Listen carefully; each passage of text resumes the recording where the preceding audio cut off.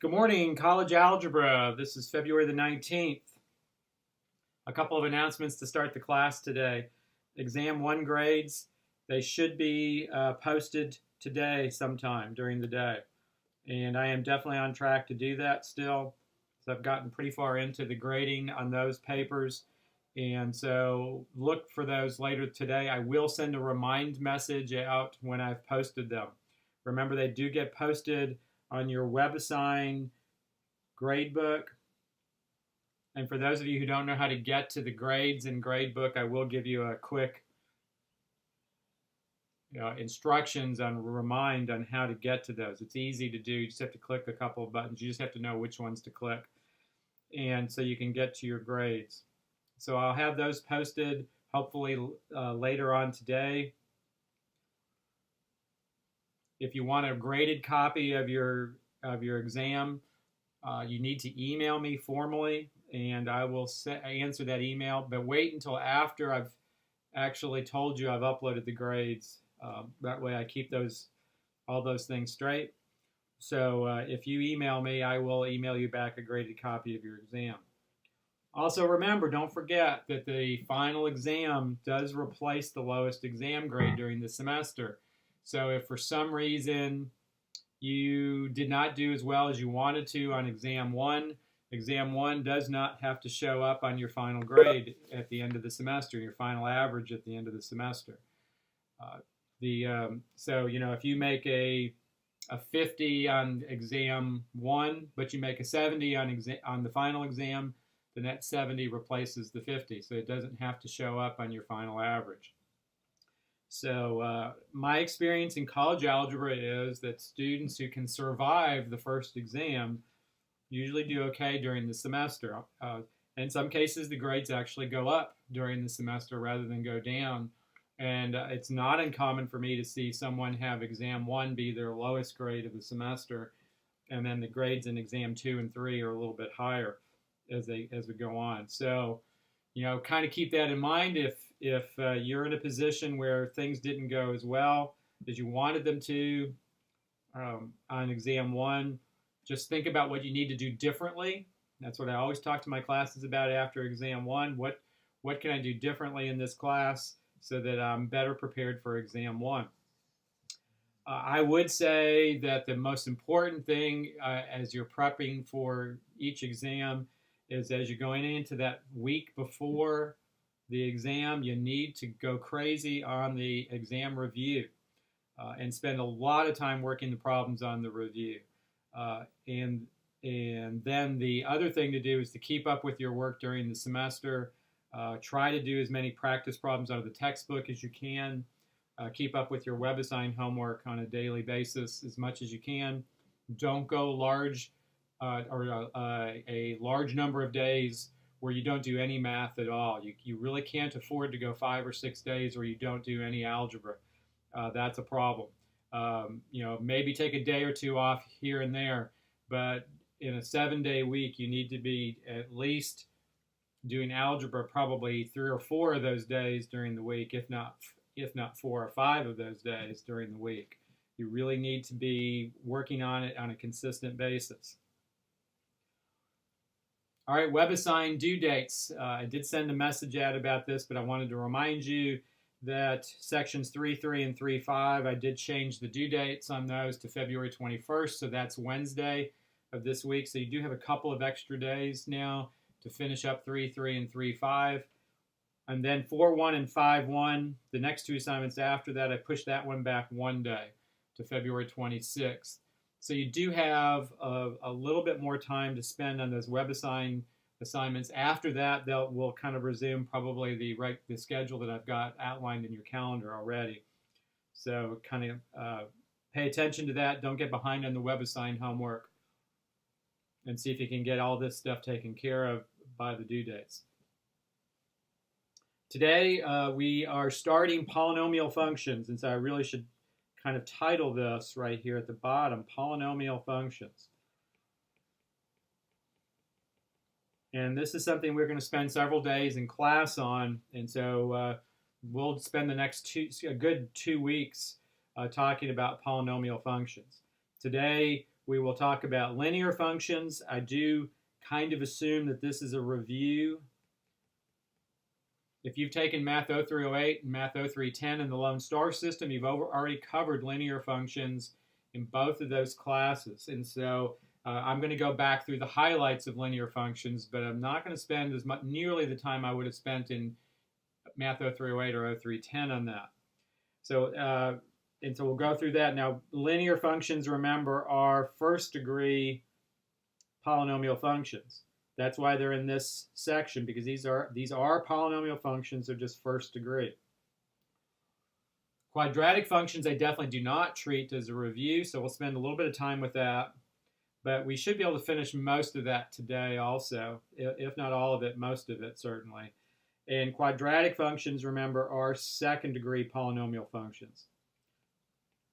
And so this really is beginning our look at polynomial functions in general.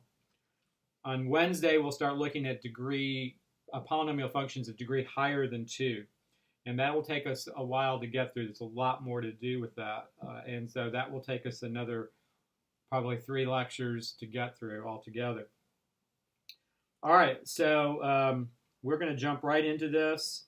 And we're talking about linear functions and a review of linear functions. So remember, when we're talking about linear functions, we're talking about lines, because the graphs of all linear functions are lines. And the standard form for linear functions is f of x equals mx plus b. And we'll talk about why we use the letter m in a little bit. Now just remember, when I write f of x equals mx plus b, we could be writing y equals mx plus b also. Remember, f of x and y mean the same thing. And so you'll see it written both ways, certainly. That is considered kind of like the standard form for a linear function. You might also see linear functions written kind of differently. So like 2x plus 3y equals 6 is an example of that's a linear function. It's just not written in function form. It's not solved for y. Now you can go ahead and solve this for y if you want. That's not necessarily the point right here, but it is a linear function. I do want to make sure that you know that it fits into that category. And this one right here is a linear function. 5x minus 2y equals 0 is an example of a linear function. My point is, it doesn't have to look like y equals mx plus b in order to fit into that form. Even something like this, y equals 9, is an example of a linear function. And then finally, this equation is also linear. X equals negative 2. What separates that one? I mean, first of all, these are all linear. The graphs are all lines. But this last one is not a function. And we will talk about it, but that's the one type of linear equation that we're going to look at that's not a function. All right, and so let's kind of dive into this. So one thing I would want you to be able to do, not just with linear functions, but with any kind of function, any kind of graph, is I would want you to be able to find x and y intercepts. So let's talk about that for just a second here. Finding intercepts. And remember that the x-intercept for any graph is a point that looks like that it's an ordered pair where the y value is 0. So what do you do to find the x-intercept? Is you set y equal to 0, right? And then you're going to solve for x. And then for the y-intercept, that's a point that's always in the form 0 something. The x value is 0. And so you set x equals 0 and you solve for y. So for any equation, I would certainly want you to be able to find the intercepts and graph the equation, or allow that to help you graph the equation. Now with lines, the intercepts could very well be all you need to graph it, because with a line, all you need are 2 points. So with 2x plus 3y equals 6, right, the x-intercept, and this is the way I like to write this out, is I'll write x-intercept down, I'll put the ordered pair next to it that represents the x-intercept, and I'll go ahead and put 0 in place of y. And the same thing with the y-intercept. That way I kind of keep things straight as to what I'm doing here. I'll write the ordered pair down, and I'll put a 0 in place of x. So for the x-intercept, you've got 2x plus 3 times 0 equals 6. Right? And you know, 3 times 0 is just 0. So that gives you 2x equals 6. And so x is going to be 3 in that. And so the x-intercept's 3, 0.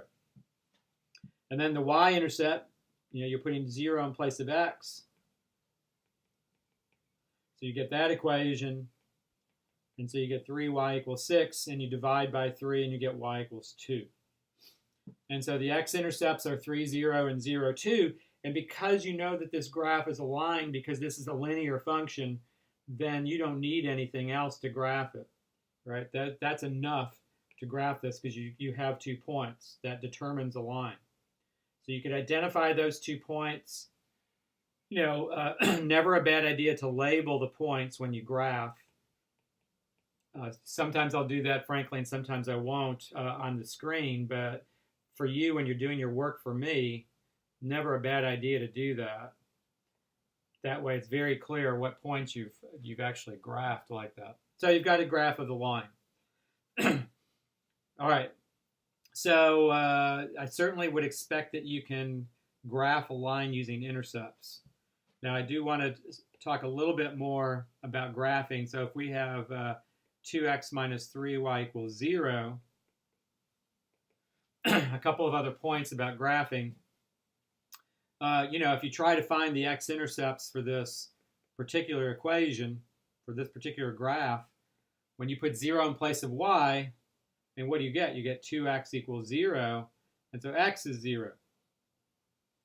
And so you get the origin is the x-intercept. And clearly, you know, if you put 0 in for x, you're going to get the same thing for the y-intercept. The y-intercept 0, 0. And so this is not enough to graph the line, right? Because you need 2 points. And so in a case like this, then what you would do is probably go ahead and pick an x value and calculate another y value. If you want to, you don't have to do this certainly, but you could take the equation that you have and you could solve it for y first. So I subtract 2x from both sides. I just move the 2x over to the other side of the equation and then divide by -3, and you get y equals 2/3 x. And then you could just you could think of this as making a little t-table here where we've already found the point 0, 0, and then you just need to pick another x value. And if you write it in this form, then it makes it clearer that if you want to avoid fractions, what kind of an x value to pick. Here you'd want to pick an x value that's divisible by 3, like you might pick x equals 3. And then that would give you 2/3 times 3 right here, which is 2. And so that gives you another point. The point here is you need a second point, right? If the graph goes through the origin and it's a line, you don't have enough to sketch the graph, and so you need to find another point here. And so we did that. Now, everybody in class could find a different point, but they'd still get the same line. And so that doesn't matter. So like if you didn't get 3, 2, you might have gotten another point. That's fine. It doesn't matter what point you get. That's the second point, just as long as you get the right line right here. And that graph, that's the sketch of this graph right here, the graph for this equation. All right, so I wanted to talk about that. What happens if the line goes through the origin? Next thing is let's talk about these kinds of equations right here where x is missing or y is missing, and go back over this again. So like here you have y equals 2, right? And you know, probably not the way to look at this as far as looking at intercepts. It might make it more confusing. To me, probably the easiest way to think of a line like this one, where this is the equation, is just that equation y equals 2 is just telling you that the y value has to be 2 for any ordered pair that you have, and that there's no restriction on x. Because there's no x in the equation, it doesn't really matter what x is. You could even, if you wanted to, you could even think of this equation as 0x plus y equals 2, where the number in front of the the x, the coefficient of the x is 0. This gives you the same conclusion that no matter what x value you put in there, you're multiplying by 0 and it's going to go away. Right? So you get all these points where you get some x value, but the y value's got to be 2. And so what do you get here? You get this graph when you do that. And hopefully this is something that you remembered from last semester, right? But these points where the y value is 2 all lie in the same horizontal line. And so that's the graph for the equation y equals 2. And so then in general, we have that if you have an equation that's in the form y equals k, where k is some constant, that the graph is always a horizontal line.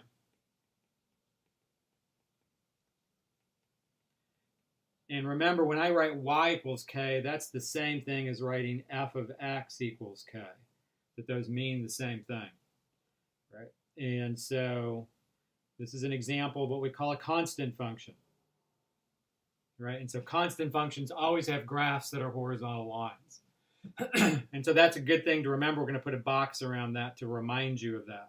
And hopefully, like I said, most of you remembered that from previous coursework, that when you have y equals, that the graph's always a horizontal line. Now when we do x equals, like let's say we have x equals -1, this is basically saying the same thing here, is that if you made a little t-table, right, with x equals -1, that equation is really x plus 0, y equals -1. So in other words, the y value in this case can be anything, but the x value has to be -1. So you have these points that look like this, -1, 0, and -1, 1, and -1, 2, right? Where y can be anything, but as long as the x value is equal to -1. And so that graph for an equation like that one, right, you get, if you plotted those points, you get -1, 0, -1, 1, -1, 2, those kinds of points like that. And so you get this vertical line as the graph for this equation, x equals -1. And so, excuse me, let's write off to the side here that if you have x equals k, the graph is always a vertical line. Now notice I am not writing this in function notation because, so I didn't write f of x equals anything because there is no y in the equation. And so in a case like this, what do you have? This is the one kind of line that is not a function, right? It fails the vertical line test. And so this is not a function. And we would not write this in function form. We would not use function notation for this because this is the one type of line that is not a function, fails the vertical line test. So we're going to kind of continue our box here and include this in a box also. All right, that's important information there. You need to be able to quickly sketch y equals k and x equals k, horizontal and vertical lines, and identify those. And believe it or not, to a calculus student, some of you will be heading into calculus, whether you're business majors and you're going into business calculus, or you're some type of a science major and you're going to go into ordinary engineering calculus.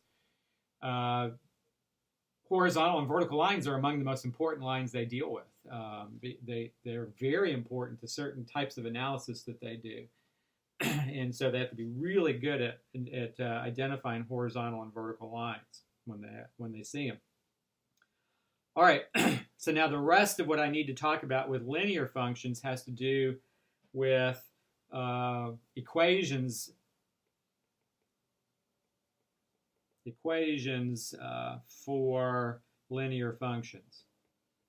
Not graphs, but equations, because now we've really talked about the situations we need to with graphs.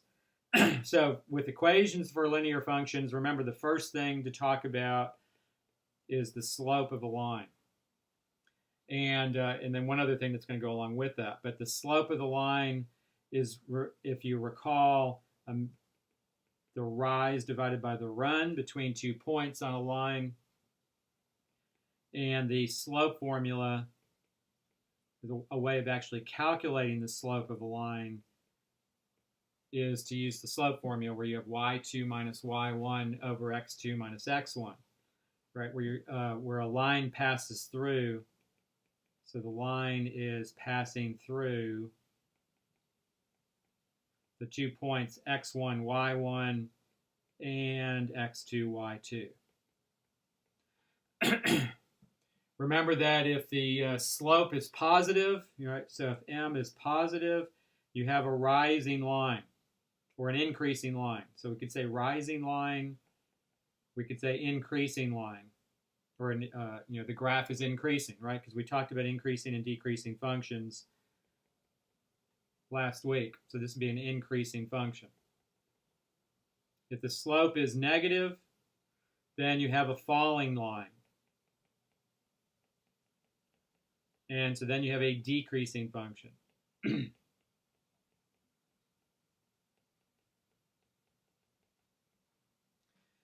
And then one other thing to talk about as we deal with slope is what we call the slope-intercept form for a line. This is actually a good place to put this in. So the slope-intercept form for a line is y equals mx plus b, like that. And again, this absolutely should be things that you have seen before in a previous math class. In college algebra, this is an assumption that we make here because this is not really part of the curriculum. It is stuff we need during the semester, but it is not really part of the curriculum of this class. It is part of the curriculum in Math 0308 and 0310. And in high school, you should have seen it in Algebra 1 in high school and probably in Algebra 2 also. That's why I'm going through this pretty fast, really. All right, so if you know these two formulas right here, and I'm going to put boxes around that piece right there, and then this piece right here, like this. So if you know that there's a line that passes through -3, 4, and 8, -1, then you can find the slope of this line. You don't even need to graph it. You can if you want to, certainly, but you don't need to graph it. You can just use the slope formula that we have written at the top right there, where you call one of these points x1, y1, and one of them x2, y2. And it does not matter which one is which. As long as you subtract in the same order with both x's and y's, you get the same answer. So this slope would be y2 minus y1, so it'd be -1 minus 4 over x2 minus x1, 8 minus -3. And please be careful about the signs there. And so you end up with -5 over 8 plus 3, which is 11. And so that's my slope, is -5 elevenths. And you'll see it written as -5 over 11. You'll also see it written as 5 over -11. And you can even put the negative sign in front of the fraction if you wanted to and write it as -5 elevenths, like that. The fact that the slope is negative means that this is a falling line, right? It's a decreasing function. And since these are lines, right, they don't turn at all. And so they're always either increasing or decreasing if they're slant lines. All right. And if you write the slope to be -5 over 11, that means that the -5 is the rise. Oops. The rise, and the 11 is the run. And so that means every time you go down 5 on the line, you're going to go to the right 11. Right? You're going down 5 and over 11. And so this is just a vague picture right here of a line with that kind of slope. But if you and it's not this line, so don't get that confused here. But if you have a line that looks like this, if you go down 5, then you're going to go over 11 like that.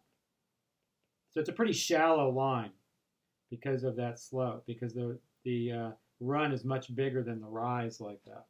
But notice it's a falling line. You're going down 5 and to the right 11. All right, so now this is an example where you're given 2 points and you want to find the slope, where we use the slope formula at the top of the page there. You also might be given the equation of the line. So you might be given that the equation of the line is y equals 3x minus 2. And the question here is find the slope. Right? And this is easy because this is in slope-intercept form, right? This is in y equals mx plus b form. And because it's in y equals mx plus b form, we can just look at the equation and we know that the slope is 3. And remember, if it's an integer like that, then you can write it as a fraction as 3 over 1. And the fact that it's 3 over 1 means that the rise is 3 and the run is 1. Right there, every time you go up by 3, you're going to go to the right 1 in this one. So this is a increasing function, right? Because the slope is positive, or it's a rising line. You can look at it that way.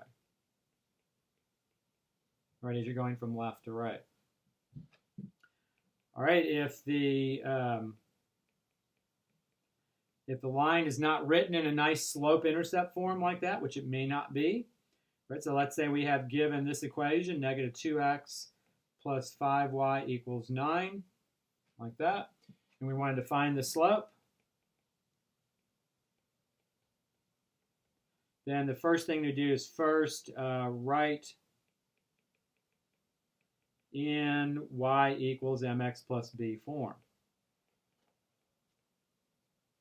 So what we would do here is we would add 2x to both sides, right? So you get 5y equals 2x plus 9. Just move the 2x over. And then divide both sides of the equation by 5. Don't forget that you're dividing every term by 5 here. And so this would be 2/5 x plus 9/5. Right, notice I divided every term of the equation by 5. And so the slope of this line, the slope m would be 2/5, which means this is an increasing function because the slope is positive. And I didn't mention this on the previous problem, but we also get the y-intercept as well. And the y-intercept is represented by the 9/5. And so that's why it's called the slope-intercept form. So the y-intercept of this line is 0, 9/5. And then the slope is 2/5. All right, so you ought to certainly be able to take an equation and find its slope like that. Now, speaking of slope, the other thing we need to talk about here is with horizontal and vertical lines, right? So with, let's see, so let's say slopes, back up here, slopes of horizontal lines, slopes of horizontal lines. So let's say we take a line like y equals -2. Remember that horizontal lines are always in the form y equals a constant. So remember that means that an ordered pair is on this graph as long as its y value is -2. So any point would work as long as the y value is -2. So 0, -2 is on that line for sure. And I'm just going to pick another point. Doesn't matter what it is. It doesn't matter what the x value is. As long as the y value is -2, then it's going to be on that line. It's got to be true. All right, so what would be the slope of this line? You have m equals y2 minus y1 over x2 minus x1. And so you get 0 over 3, which is 0. So the slope of this line is 0.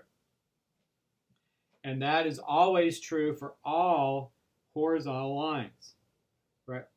Slope is always 0 for a horizontal line, right? And so if you think about it this way, you could say that these 3 things are equivalent. These 3 things mean the same thing. Let's actually just go to the next page to do this. These 3 statements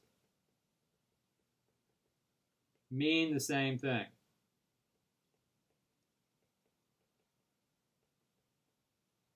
And that is if you have an equation in the form y equals k, or you're talking about a horizontal line,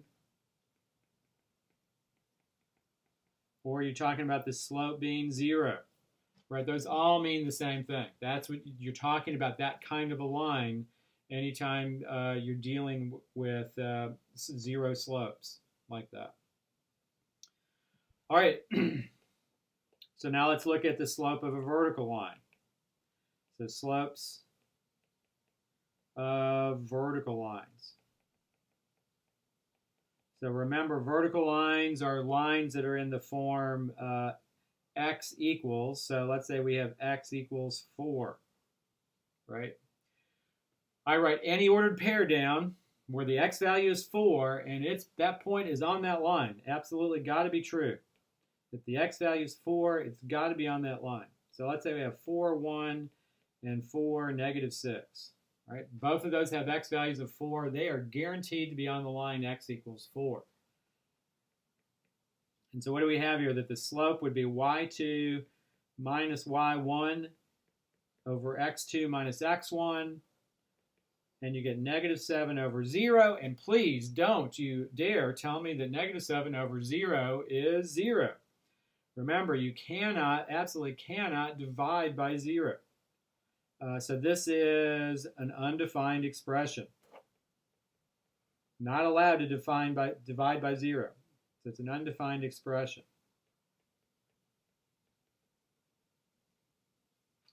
And so what do we have here? That slopes of vertical lines are undefined, or no slope. And so we can say these 3 statements mean the same thing. That if you have x equals k, you have a vertical line, and that the slope is undefined. Now, the slope being undefined, you'll also sometimes see that written differently. You'll see it written as no slope. And you'll see those two phrases used interchangeably, and so it doesn't matter to me which way you think of it. You can either think of it as being that the slope's undefined, or you can think of it as no slope. It doesn't matter which way you think about it. And so kind of keep horizontal and vertical lines straight as far as their slopes. Right? Horizontal lines, 0 slope. Vertical lines, no slope or undefined slope. Definitely keep those things straight. By the way, if you're having difficulty remembering that, what I tell students is 0 slope, right? The Z is to make the letter Z, you use horizontal lines to make the letter Z. But no slope, you use vertical lines to make the letter N. So maybe that's something you can use to help you kind of keep that straight if you're getting confused between slopes of horizontal or vertical lines. All right, next, so we're kind of really making a quick run through of a lot of different things with equations of with slopes right now, but in equations of lines in general. So now let's kind of finish this with equations of lines, some information about equations of lines and a couple of problems here. And actually, let me erase that and say writing equations of lines. That'd be better.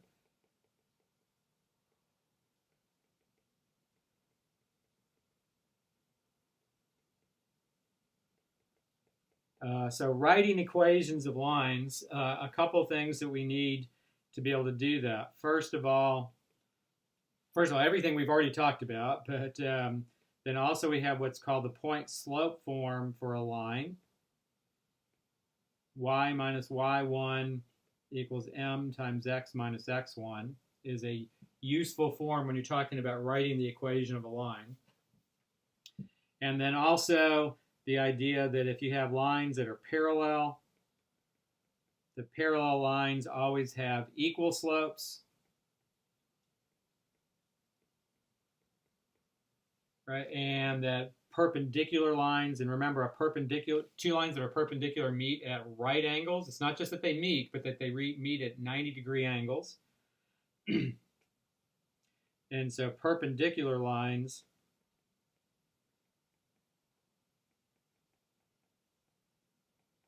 have slopes that are what I call opposite reciprocals. Slopes are opposite reciprocals.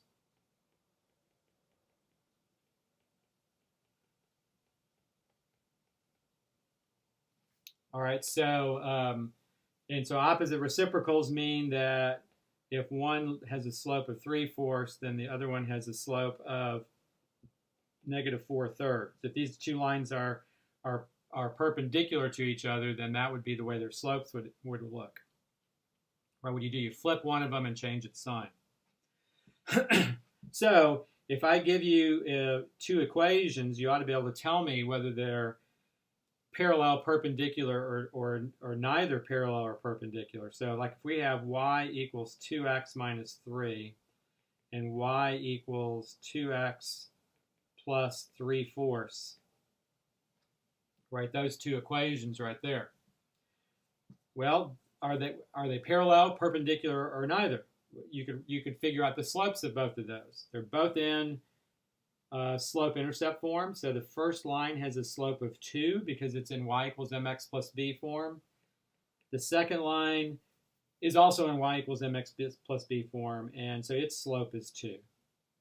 And so what can you tell me here is that the lines are parallel, right? If I were to graph both of these lines, I would get that they never intersect each other, that they both have a slope of 2 different y-intercepts. All right, y equals 5x minus 3, and y equals -5x plus 6. So same kind of question here. Can we say something about how these lines interact with each other or how they relate to each other? So the first line has a slope, because it's in slope-intercept form, of 5. The second line has a slope of -5 because it's in slope-intercept form. Okay, so look, those slopes are not equal, and they are not opposite reciprocals. They are opposites, but they're not reciprocals. And so these lines intersect, but they're not parallel or perpendicular.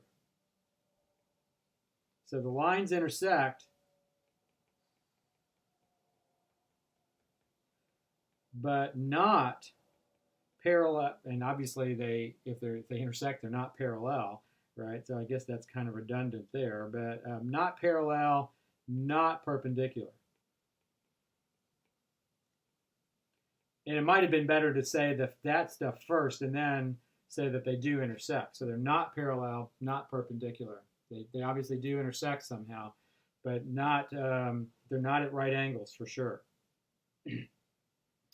All right, so let's say we have 2x minus 3y equals 8, and 3x plus 2y equals 7. So a little bit of work to do here, because on both of these equations, what we would need to do is write them in slope-intercept form. So let me change the color here so it stands out. I'll take 2x minus 3y equals 8, and I'll go ahead and solve it for y. So -3y equals -2x plus 8. Divide by -3, and I get y equals 2/3 x minus 8/3. And then the other line, you get 3x plus 2y equals 7.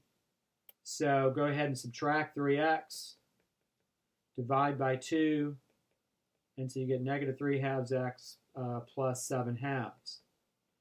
So now the slope on the first line, that they're both now in slope-intercept form. The slope on the first line is 2/3. The slope of the second line is -3/2. And so what do you have here? That the slopes are opposites reciprocal. So the lines are perpendicular. Right? So let me write that out down underneath here. So the slopes are opposite reciprocals.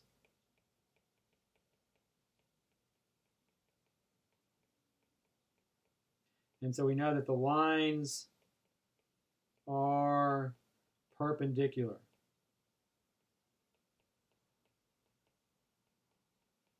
That means that not only do they intersect, but they intersect at right angles. All right. Let's see. Let's do another problem or two like that. Let's say we have x equals -2 and x equals 6.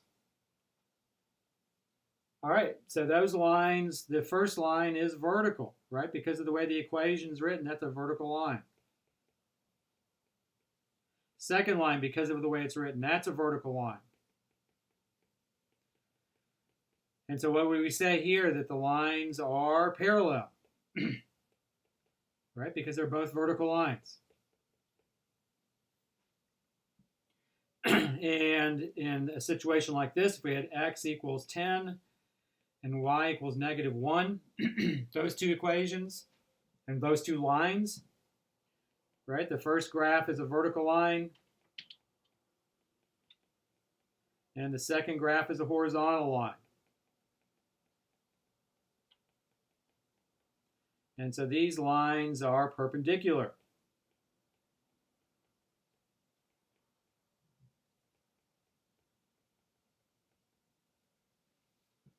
All right. And then to kind of finish up our discussion of lines so that we'll still have some time to deal with quadratic functions today. If we actually wanted to write the equation of a line, so that would be our next example. Write the equation of a line passing through two negatives, 6 and -5, 8. All right, so what we would do in a problem like this is we would use the point-slope form. So we would use the point-slope form to write this equation. So let's see, the point-slope form, I'll write that down again, is y minus y1 equals m times x minus x1. That would actually allow us to write the equation. But to use that form, we need a point. We need a point and the slope.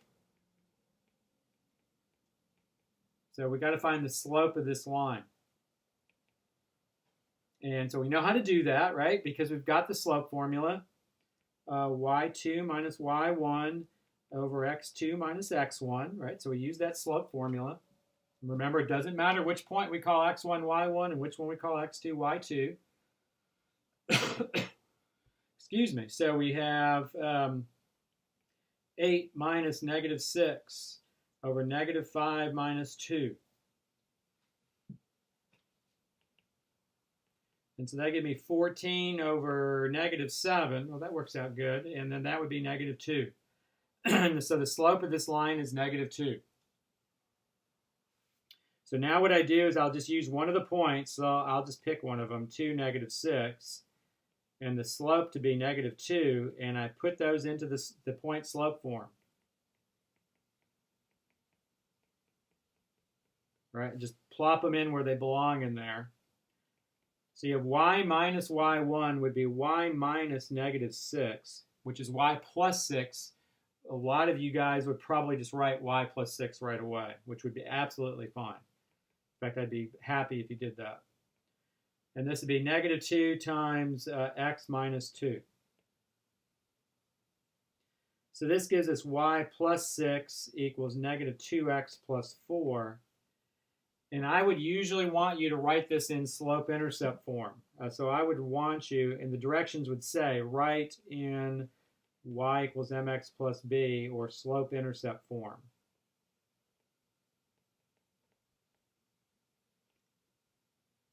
And so we're solving the equation for y. And so that gives us y equals, we subtract 6 from both sides, you get y equals negative 2x minus 2. And that would be the equation in slope-intercept form. And what would be true about that equation is that it passes through those 2 points, 2, negative 6, and negative 5, 8. Right? And you could actually plug those 2 points in and actually verify that, yeah, it does go through those 2 points to make sure that it actually, those 2 points actually make that equation a true statement. All right, and then finally, last problem we're going to do with lines, and that will have covered everything we need to do with lines here. So write the equation. Write the equation of the line passing through negative 2, 1, and perpendicular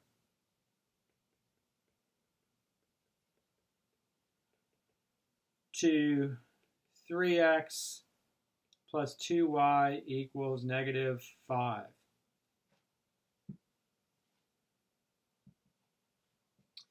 All right, so first of all, if the line is perpendicular to 3x plus 2y equals negative 5, that means that they have to have slopes are opposite reciprocals, right? Slopes are opposite reciprocals.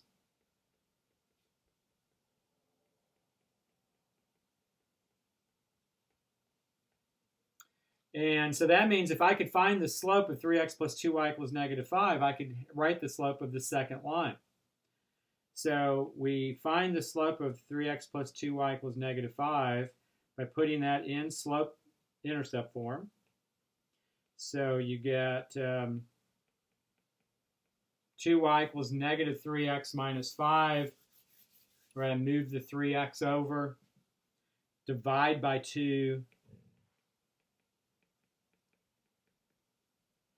And so you get that the slope of 3x plus 2y equals negative 5 is negative 3/2. So the line that you're given, the given line,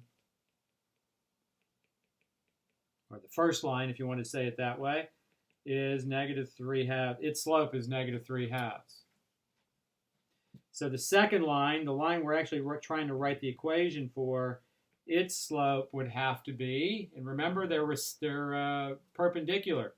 So what do? You flip one of them, change its sign. So you take negative 3/2, you flip it, change its sign, you get 2/3.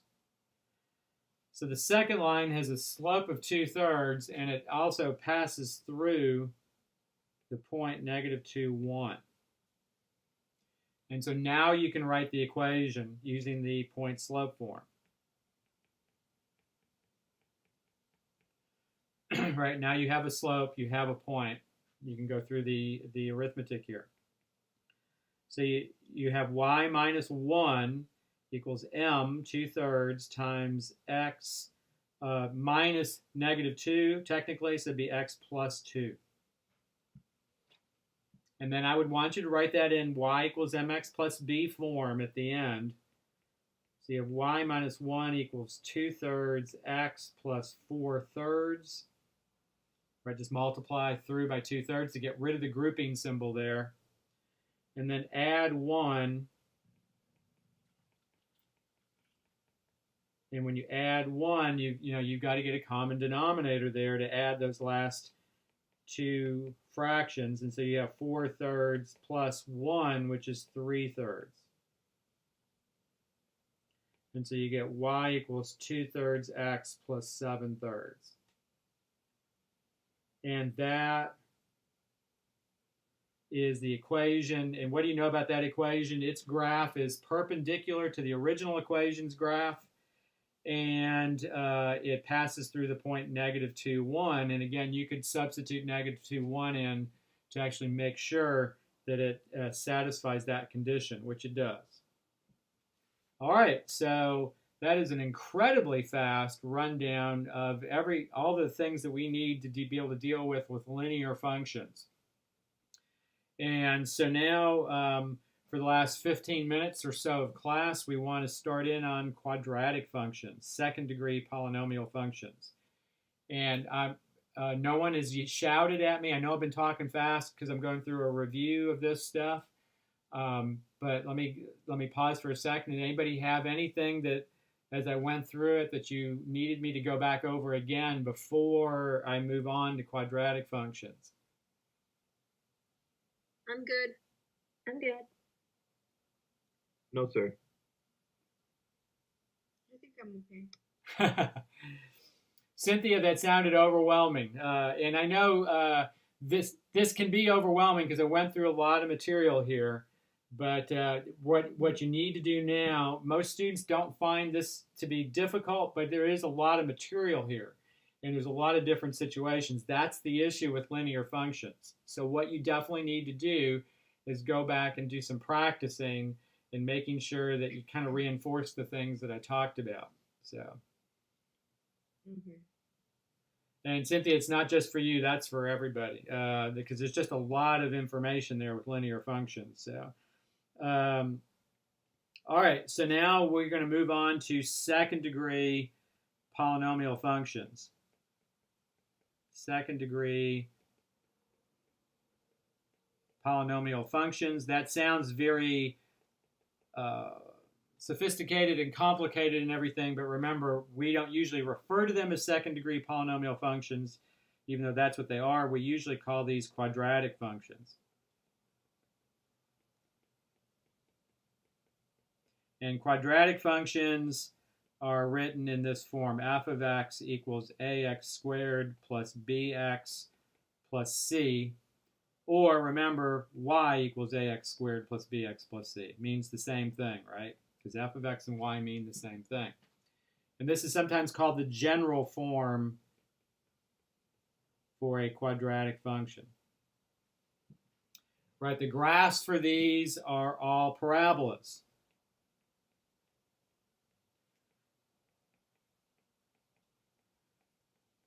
And so they actually go back to and refer back to one of our basic functions. If you remember, we had a basic function when we did function transformations last week and the week before. We had this basic function f of x equals x squared. And so all quadratic functions are basically, this is one way to look at them, they're all just transformations of f of x equals x squared. It means they're shifts and reflections, stretches and compressions of f of x equals x squared. So all quadratic functions have graphs that are just transformations of f of x equals x squared. And for that reason, we could identify maybe a more specific form for quadratic functions that kind of goes back to what we did with function transformations.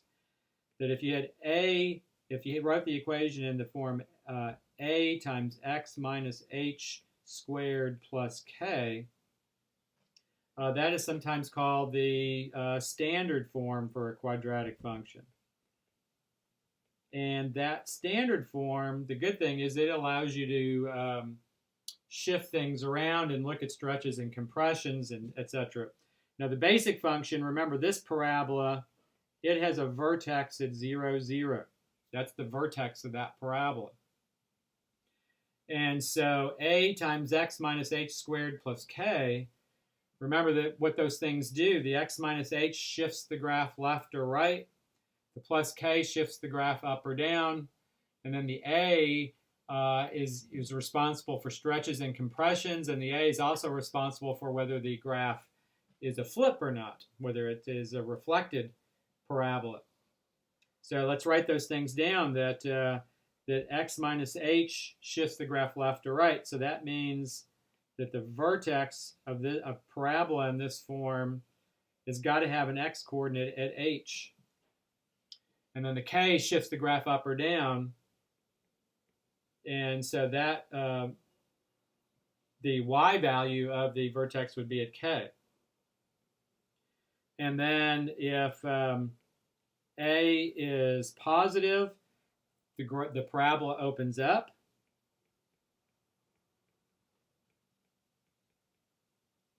Opens up. And if A is negative, the parabola opens down. It means it's a flip.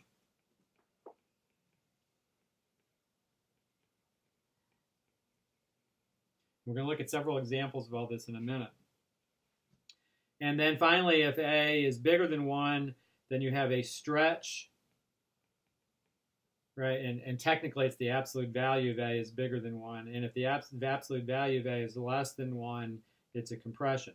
And when I put absolute values there, all that means is ignore the sign of A. Ignore the sign of A when I'm talking about absolute values. All right, so let's kind of write some down here, a bunch of them together here, so you can kind of see how this is working out. So the basic function, f of x equals x squared. Remember, the vertex for that parabola is at 0, 0. Now don't forget what the graph of x squared looks like. Right? X squared goes through the origin and has a graph that kind of looks like this. Whoa. Right? And so that point, that low point right there is a vertex of the parabola. So it has a vertex at 0, 0.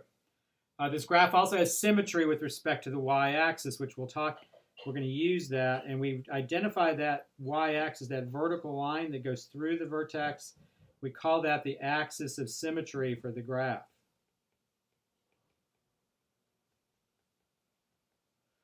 All right, and so the axis of symmetry for this basic function, and I'm just going to refer to it as the axis, would be x equals 0. And I want you to think about it. If it's a vertical line through the vertex, the axis of symmetry is always just going to be x equals the x coordinate of the vertex. And then let's just write right now that this parabola opens up, right? Because it's 1x squared. There's no stretches or compressions, no reflections or anything like that. All right, so this is our basic function. So that standard form I wrote on the previous page is simply saying that all other quadratic functions kind of are just transformations of x squared. So if we have an equation that looks like this, f of x equals x minus 1 squared plus 3, right? That's in that standard form that I had on the previous screen. And so the vertex for this parabola, the x minus 1 shifts the graph right or left, and so the vertex is at 1, and then the plus 3 shifts it up 3. The vertex is at 1, 3. The axis of symmetry is the vertical line that goes through 1, 3, and so that's the vertical line x equals 1. I'm going to kind of sketch this out in a second, by the way. And then this parabola opens up because the coefficient, the a that's sitting in front of here, the a value is positive 1 because there's no coefficient written there at all. So this opens up. And so a quick sketch gives us the fact that the vertex is at 1, 3. And let me move this x-axis down a little bit here. There we go. So the vertex is at 1, 3, which is right here. The parabola opens up, has a axis of symmetry at x equals 1. This is the axis of symmetry right here, this vertical line. Right, that's x equals 1. And we know that the parabola actually opens like this, right? And it's all it is a shift of our basic function.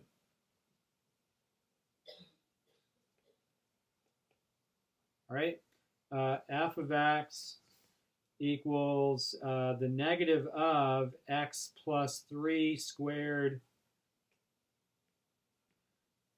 plus 5. f of x equals the negative of x plus 3 squared plus 5. So what about the vertex for this function right here? Well, the x plus 3 shifts the graph to the left. The plus 5 shifts the graph up. Right? And so the vertex is at negative 3, 5. The axis of symmetry for this function is at x equals negative 3. Remember, the axis of symmetry is simply the vertical line that goes through the vertex. And then this function opens down, doesn't it? Because the a value is equal to negative 1 here. Since it's negative, it means the graph is opening down. There's a reflection of the graph. All right, let's see if we can kind of get this fit in here. So there's my x-axis. Here's my y-axis right here. The vertex is at negative 3, 5. So that's this point right here is negative 3, 5.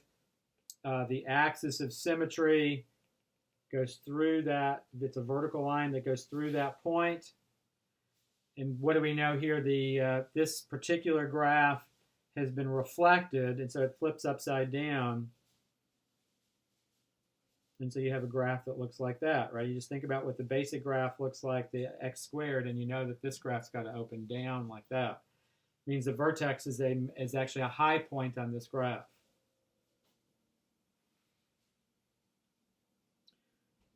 All right, so if the idea here is that if the function's written in standard form, it is actually easy. It's kind of easy to make a quick sketch of the graph if it's written in this standard form. So f of x equals, let's say we have 3 times x minus 6 squared minus 10. 3 times x minus 6 squared minus 10. All right, so this function is written in the standard form that we've been talking about. And so we can identify the basic information we need for this sketch. The vertex, the x minus 6 shifts the graph to the right 6, right? And the minus 10 shifts the graph down 10. And so the vertex in this one is going to be at 6, negative 10. The axis of symmetry for this function would be at x equals 6. And then the a value here is positive 3.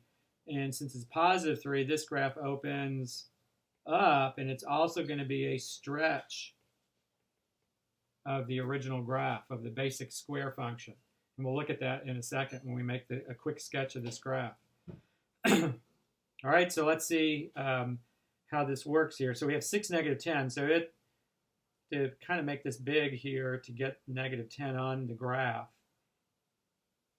and to get 6 on the graph also.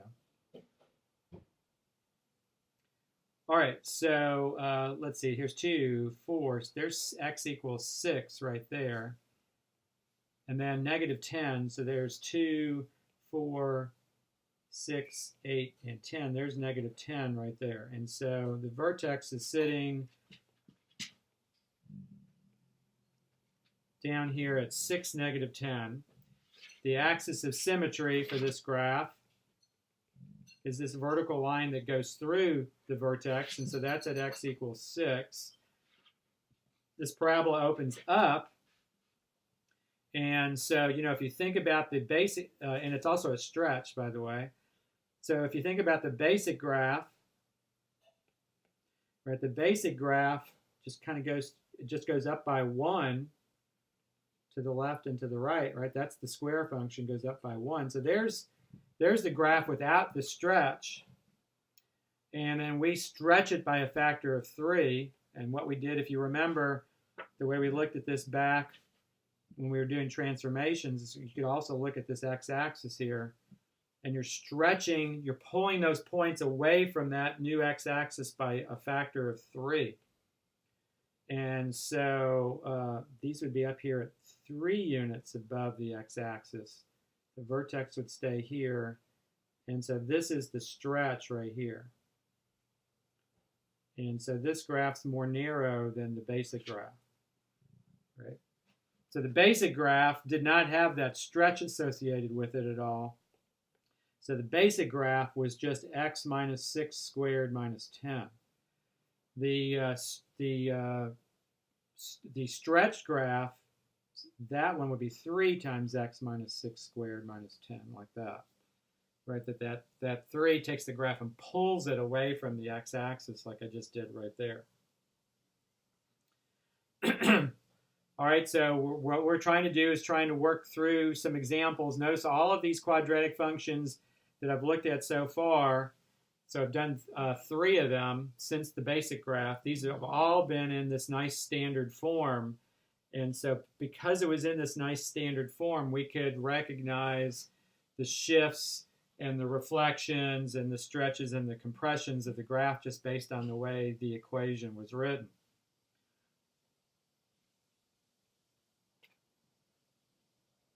All right, and I think probably at this point, let's finish with a simple example here. Finish with, what if the graph is not in standard form? I'm sorry, and I said the graph. Let me strike that, not the word graph there. What if the equation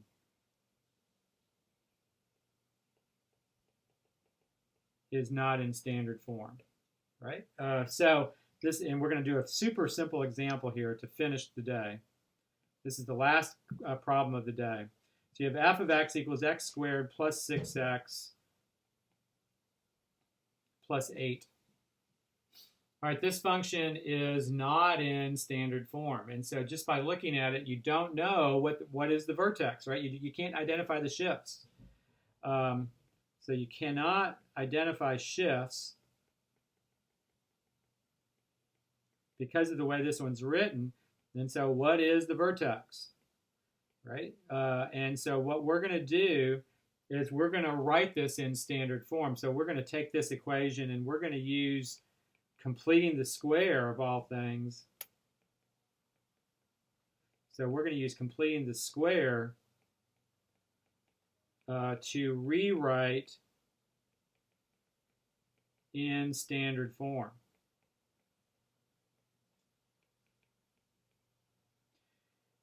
And this will be what we're going to finish with today. So you have, to complete the square, what we're going to do is we're going to slide over the 8. And then we're going to fill in that blank. And you should remember this from when we did completing the square earlier in the semester. You take half of the 6 and you square it. Right? And so half of 6 is 3. And then 3 squared is 9. And so what we're going to do is we're going to go ahead and add in 9 right here to complete the square. Now, when we completed the square before, when we were solving quadratic equations, then we also added 9 to the other side of the equation. But I don't want to do that here because I want to leave that f of x alone. I want to leave this in function form. So instead of adding 9 to the other side of the equation to keep the equation balanced, instead what I do is I do the opposite on the same side of the equation. I subtract 9. And so notice what I'm doing here is I do the opposite, which means I really have not done anything, right? Because you're adding 9 and subtracting 9 means you really haven't done a thing. But notice now what happens here is that x squared plus 6x plus 9 is a perfect square, and it factors as x plus 3 squared. And then the 8 minus 9 that's sitting off to the side there, that's just minus 1. And boom, what have you done? You've taken the original equation. Here's the original function in its equation right here. And you've rewritten it right here so that it is in a form where you can tell what the vertex is. Those things I've highlighted there are really the equivalent equations, right? These are the same equation. They have the same graph. But the last one is easier to identify the the vertex and all that, right? The vertex here is at -3, -1. And the axis of symmetry is at x equals -3. And because A is +1, this graph opens up, right? And you get all that information right away.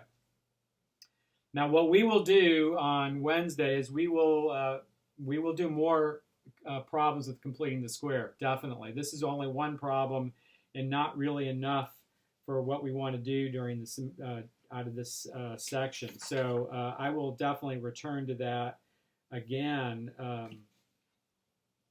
And so just wanted to kind of point that out. So if you want to look at some practice problems out of the textbook, then what I want you to do is work on problems. This is on page 304. And this would be problems 7 through 55. 7 through 55. And actually, I should say probably through 63. Yeah, it's not 55 through 63. Any of those problems would be good practice. And I'd say the odds, because the answer's in the back of the book, so that would be great practice. And not even just good practice, those problems would be great practice for linear functions. And then out of section 5.1 on parabolas, this is on page 357. 357. And just some basic stuff to start off with for these problems. This would be on page 357, problems 21 and 23 really would be where we are right now with that. Okay, so two problems to kind of start off with there. All right, so this is linear functions, and then the first half of quadratic functions. We'll do more with quadratic functions next time. So does anybody have any questions that they want to ask about? No questions. Good here. All right, so my last thing to say to all of you is practice, practice, practice. You need to do work on this. And so practice, practice, practice. And then, come to me for questions. If you have any questions, I'll be happy to help you out with those. Remember, I have office hours, online office hours tomorrow, both in the late morning and then tomorrow evening also. Look for your exam 1 grades to be posted later today. So everybody have a really wonderful day, and I will talk to you soon. You too. See you later. Thanks. Have a good day.